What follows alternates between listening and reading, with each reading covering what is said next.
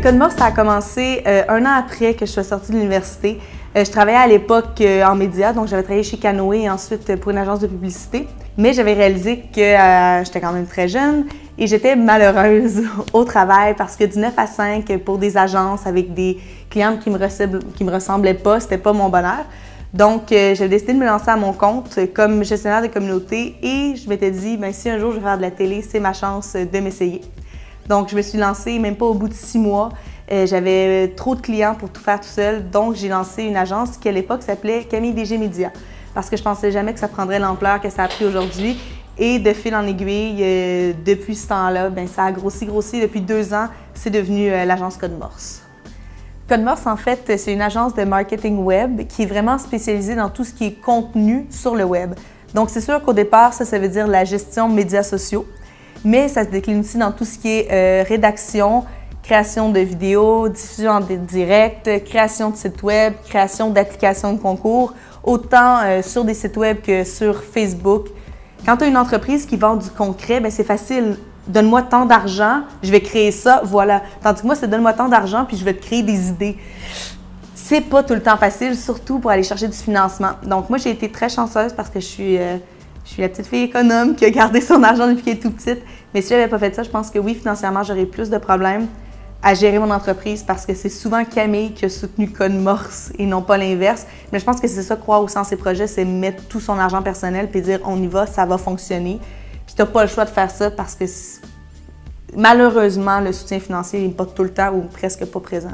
Moi, en fait, j'ai pas eu aucune subvention ou bourse ou rien du tout. Il a fallu qu'on fonce. Puis c'est pour ça que ça fait qu'on n'a pas eu un bureau au début. On a travaillé de chez moi parce qu'on n'avait pas le choix si on voulait réussir. Puis je voulais pas faire l'erreur de plusieurs personnes qui se disent j'achète tout d'un coup.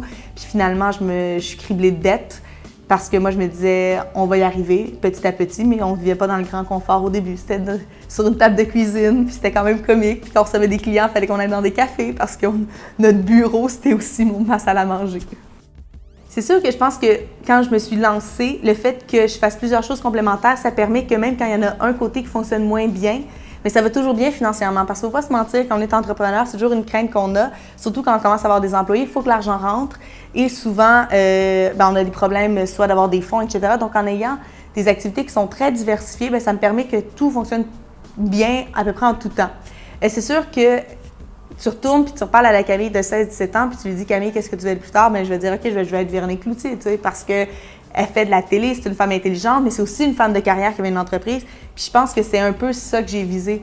Parce que juste faire de la télé, mais c'est sûr que c'est trippant, il y en a plein de monde qui le font, mais plus je vieillis puis plus je découvre qu'être entrepreneur, ça m'apporte tellement de bonheur puis tellement de créativité que oui, je pourrais peut-être avoir en télé, mais que je trouve différemment. Donc, je pense que tout est complémentaire.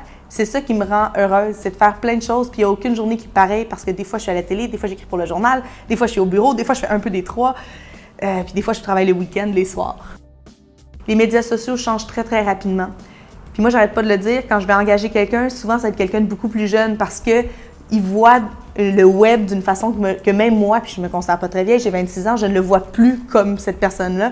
Et souvent, c'est ces gens-là qu'on va aller chercher de toute manière. Donc, c'est toujours de se remettre en question et de prendre rien pour acquis parce que le web bouge tout le temps. On n'est pas dans le milieu bancaire, c'est pas fermé. Donc, il faut être prêt à toujours changer ses méthodes de travail. Ça fait partie de la game. Si tu veux travailler dans le web, sois prêt à te transformer sans cesse.